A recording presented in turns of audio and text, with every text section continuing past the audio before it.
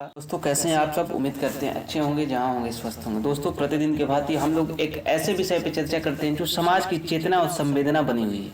आज विज्ञान के युग में हमने ऐसे बहुत सारे प्रथा को खत्म किया जो अंधविश्वास के तौर पे देखा जाता था। एक ऐसी प्रथा के बारे में आज हम लोग विस्तार से चर्चा करेंगे। और ये प्रथा ज़्यादातर दक्षिणी भारत में देखा गया है और अभी भी ये प्रथा दक्षिणी भारत में बहुत ज़्यादा प्रचलित है। अगर आशा करते हैं कि ये वीडियो आपको पसंद आएगा। अगर वीडियो पसंद आए तो प्लीज़ इस चैनल को सब्सक्राइब करें, लाइक करें, शेयर जरूर करें। इस प्रथा का नाम है देवी दास प्रथा।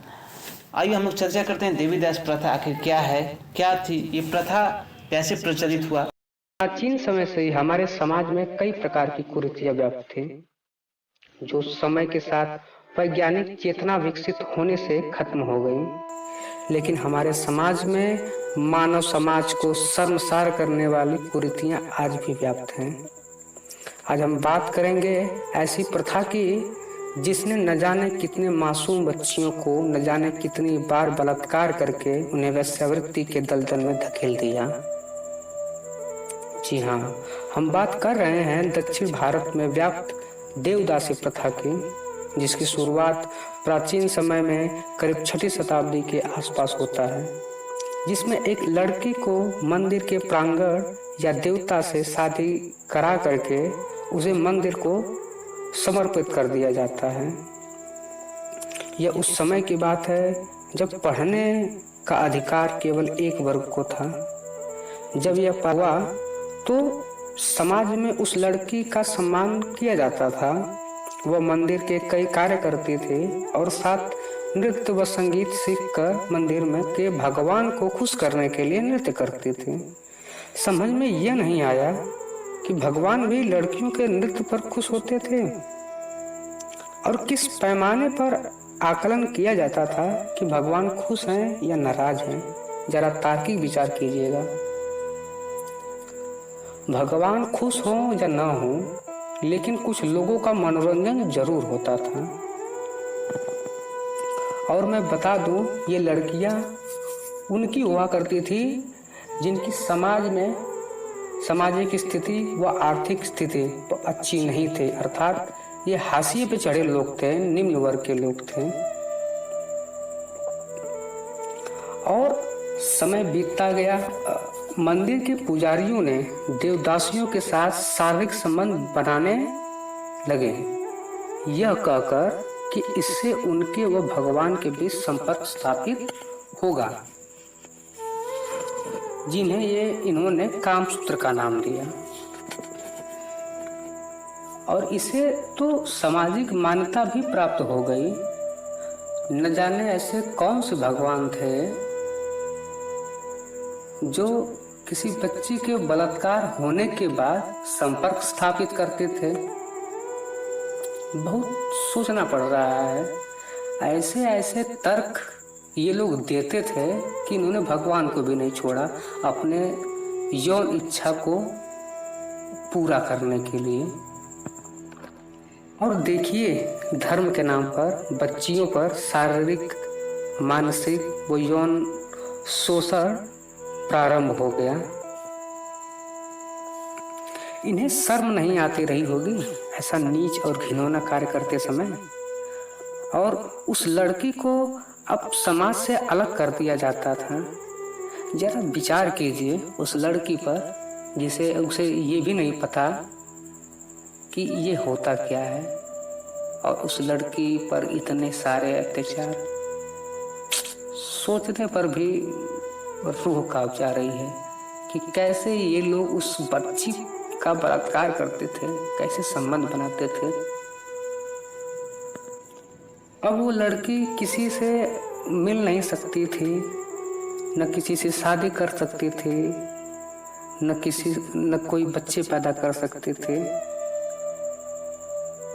करीब 35 से 40 वर्ष की उम्र के बाद उन्हें मंदिर के प्रांगण से निकाल दिया जाता था। जरा सोचिए फिर क्या होता रहा होगा। एक बात और,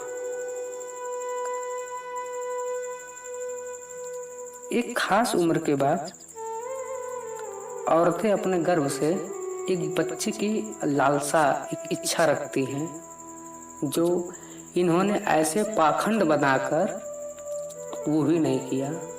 और ये इतने चालाकी से काम करते थे कि जब लड़कियों को मासिक धर्म होता था तब उनके साथ शारीरिक संबंध नहीं बनाते थे।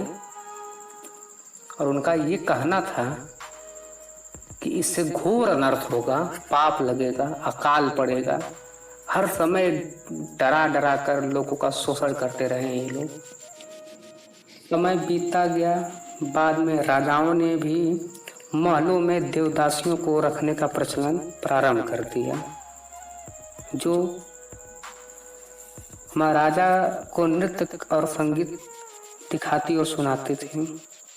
बाद में इनकी संख्या बढ़ने लगी। फिर राजा इनके पालन पोषण का भार उठाने में खुद को असमर्थ बताया और समाज से बाहर एक स्थान दे दिया गया, जहां लोग अपनी यौन इच्छा शांत करने जाने लगे। समाज तो वही रहा होगा। क्या वो जरा भी तर्क नहीं कर पा रहा था कि एक हंसती खेलती लड़की की जिंदगी कैसे देवदासी से वैश्या में बदल गई? ये परिवर्तन दिखाई नहीं दे रहा था। और अफसोस ऐसे भगवान जो इतने अनर्थ, इतने पाप हो रहे थे, फिर भी वो देख नहीं पा रहे थे, न जाने क्या था। लेकिन प्रयास तो बहुत लोगों ने जरूर किया होगा, लेकिन इन्होंने उन लोगों को मौत के घाट उतार दिया होगा और एक समाज में संदेश पहुंचाया होगा कि हमने अधर्म पर धर्म की विजय पा ली है। हमने गांव को अकाल, सूखा, भूखमरी, त्राही त्राही होने से बचा लिया है। इनके शब्द पर जरा विचार करिए। इतने डरावने ये शब्द हैं कि व्यक्ति दूसरी बार सोच नहीं पाता रहा होगा कि विरोध भी करें हम। और समाज तो निष्क्रिय है, सारे चीज़ों को देखने की तो आदत सी पड़ चुकी थी। अब बहुत लंबे समय से प्रयास चल रहा था, लेकिन इस पर कोई अंकुश नहीं लग रहा था। बाद में अंग्रेजी सरकार ने 1926 में मैसूर प्रेसिडेंसी ने इसे गैर कानूनी घोषित किया और इस पर नकल कसने की कोशिश की।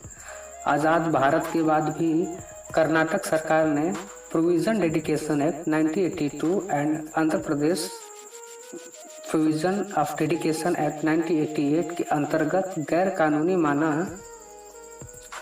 लगभग 35 से 40 वर्ष हो चुके हैं, लेकिन आज भी आंध्र प्रदेश के 15 व कर्नाटक के 10 जिलों में अभी भी ये चल रहा है। बल्कि अब तो यह फैल भी गया है, जो गोवा में इसका कुछ अंश देखने को मिलता है।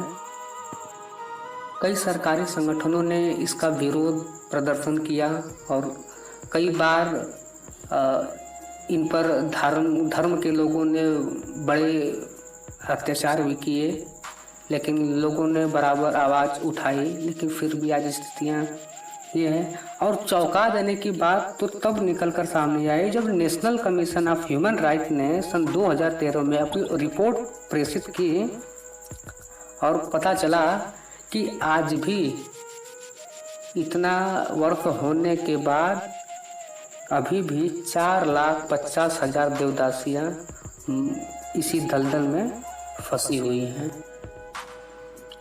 एक तमिलनाडु की घटना बताता हूँ। कुछ गैर सरकारी संगठनों ने कमीशन ऑफ ह्यूमन राइट्स में एक कंप्लेंट दर्ज कराई, जिससे कि आयोग ने इस पर जो है कि रिसर्च किया और आयोग ने कहा कथित रूप से परंपरा के तहत लड़कियों को दुल्हन की तरह सजाया जाता है। समारोह समाप्त होने के बाद वस्त्रों को 5 लड़के हटाते हैं, वे वस्तुतः निर्वस्त्र रह जाती हैं। आयोग ने आगे भी कहा उन्हें उनके परिवारों के साथ नहीं रहने दिया जाता, उन्हें मातम्मा मंदिर में रहने को मजबूर किया जाता है, जहां उन्हें यौन उत्पीड़न का सामना करना पड़ता है। ये मैं नहीं, ये कमीशन ऑफ ह्यूमन राइट्स का स्टेटमेंट है। सोचिए, ऐसी प्रथाएं हैं जो हर समय महिलाओं को ही अपना शोषण का शिकार बनाती हैं। इस पर अब तक बहुत सारे रिसर्च हो चुके हैं, जैसे दिल्ली यूनिवर्सिटी ने, जेएनयू ने, Tata institute of social science ने, national law school of Indian university ने, बहुत यूनिवर्सिटियों ने इन पर रिसर्च किया है। और रिसर्च के दौरान यह पता लगाया गया कि इसमें देवदासियां वही लड़कियां होती हैं जिनका सामाजिक और आर्थिक कंडीशन स्टेटस अच्छा नहीं होता है, अर्थात हाशिए पर चढ़े एक वर्ग के लड़कियां ही होती हैं। कानून बनाने वाले भी न जाने अंधे हैं कि आज ये कानून बनाते समय इन सब चीज़ों को देखते नहीं है क्या। आजकल के अभी सन 2012 में पोक्सो एक्ट बना, 2015 में चाइल्ड जस्टिस एक्ट बना, जो बच्चों के शोषण के विरुद्ध कार्य करता है, लेकिन इसमें इस प्रथा का जिक्र बिल्कुल नहीं है। 2018 में व्यक्ति तस्करी अधिनियम भी बना, उसमें भी कोई जिक्र नहीं। वर्तमान में यह बहुत बड़ी समस्या है। इनके साथ कई लोग शारीरिक संबंध बनाते हैं, जिससे इनके HIV, सिफिलिस जैसी गंभीर बीमारियों का खतरा बढ़ता है। कभी कभी गर्भ रुक जाता है तो बच्चों को वो अधिकार नहीं मिल पाता, तो बच्चे भी इसी दलदल में से निकल नहीं पाते हैं। लेकिन धर्म के ठेकेदारों को ये पाप नहीं लगता है। कैसे भगवान हैं जो इतने सारे पाप को देख रहे हैं। वैसे भगवान के पाप को देखने की क्षमता बड़ी ज्यादा है, मानना पड़ेगा। आपने क्या महसूस किया? और एक घटना और बताता हूँ। 15 अगस्त सन 2002 या 2003, मुझे याद नहीं आ रहा है, जब देश की स्वतंत्रता मनाई जा रही थी, तो कुछ देवदासियां मुंबई हाई कोर्ट के सामने अर्धनग्न हो गई और उसका विरोध प्रदर्शन किया। तब जाकर के हाई कोर्ट ने उनके अधिकारों पर वहाँ की वर्तमान सरकार से जवाब मांगा। मतलब कि अधिकारों को दिखाने के लिए इस तरह के भी काम करने पड़ रहे हैं। क्या समाज है। और आज जिस तरह से वर्तमान की स्थितियां ये बदल रही हैं, मतलब टेलीविज़न पर भी इनके अधिकारों की मांग नहीं उठाई जा रही आजकल। न जाने किस तरह का वातावरण हो चुका है, समाज में कोई समस्या ही नहीं है, ऐसा नज़र आता है। आपने क्या महसूस किया? आपने देखा ना कि कैसे धर्म की आड़ पर धर्म की आड़ में इतने अत्याचार हुए। जब व्यक्ति ने अपने तर्क शक्ति का प्रयोग नहीं किया है, ऐसा धर्म तब धर्म के नाम पर ऐसे लोगों में अंधविश्वास पैदा करके अत्याचार हुआ है। और वर्तमान शिक्षा व्यवस्था को देखते हुए और जिस तरह से लोगों का धर्म के प्रति झुकाव देखते हुए बड़ी चिंता हो रही है कि पढ़े लिखे वर्ग का यह हाल है तो भविष्य क्या होगा। और यही कारण है कि यह प्रथा फैल रही है, जो गोवा तक पहुंच गई है। इसका गोवा में भी अंश देखने को मिल रहा है। जो लोग सोच रहे हैं कि हमारा नुकसान नहीं है, हम तो समर्थन कर रहे हैं, तो मैं बता दूं, आंधी किसी को नहीं पहचानती है। याद रखिए, आग को जलते हुए देख